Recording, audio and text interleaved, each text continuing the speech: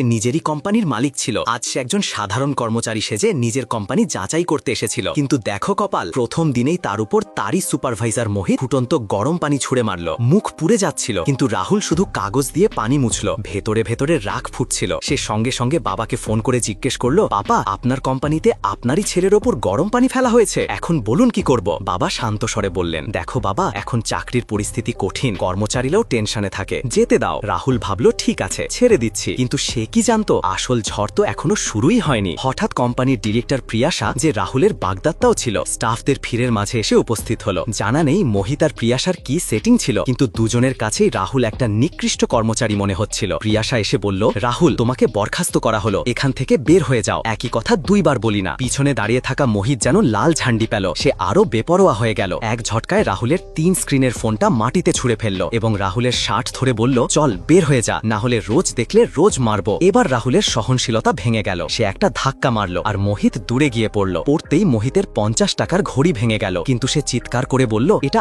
80 লাখের ঘড়ি। তার এই নাটক শুনে রাহুলও হেসে ফেলল, কারণ ঘড়িটা মোহিতকে প্রিয়াশাই গিফট করেছিল। মোহিত কাঁদতে লাগলো, আমাকে 80 লাখ নয়, পুরো 8 কোটি লাগবে। এই ঘড়িটা অমূল্য ছিল। ভিড়ের লোকেরাও মোহিতের পক্ষ নিয়ে বলল, ঘড়িটা তো ডিরেক্টর ম্যাডামই দিয়েছিলেন, এর ক্ষতিপূরণ দিতেই হবে। রাহুল ভাবল, চলো খেলি। সে সঙ্গে সঙ্গে ব্যাংক ম্যানেজারকে ফোন দিল, 8 কোটি টাকা ক্যাশ নিয়ে এখনই অফিসে আসুন। সবাই হেসে উঠল, আরে এটা দেখাচ্ছে এত বড় মানুষ নাকি। ওদিকে প্রিয়াশাও বলল, রাহুল, তুমি সব কথাই মিথ্যে বলো, এমন লোককে আমি বিয়ে করতে পারি না। সে সেখানেই সগাই ভেঙে দিল। মোহিত আবার রাহুলকে ধরতে গেল, কিন্তু রাহুল আবারও তাকে ধাক্কা দিল। মোহিতের মানও গেল, সাহসও গেল, কিন্তু পিছু ছাড়ল না। এরই মাঝে ব্যাংক ম্যানেজার তার স্টাফ সহ 8 কোটি টাকা ক্যাশ নিয়ে অফিসের গেট দিয়ে ঢুকলো। পুরো অফিস যেন স্থির হয়ে গেল। এ সেই ব্যাংক ম্যানেজার যাকে মানুষ শহরের লক্ষ্মীদেব বলে, আজ পর্যন্ত নিচে নামে না, আর সে রাহুলকে স্যার বলে মাথা নিচু করে স্যালিউট করছিল।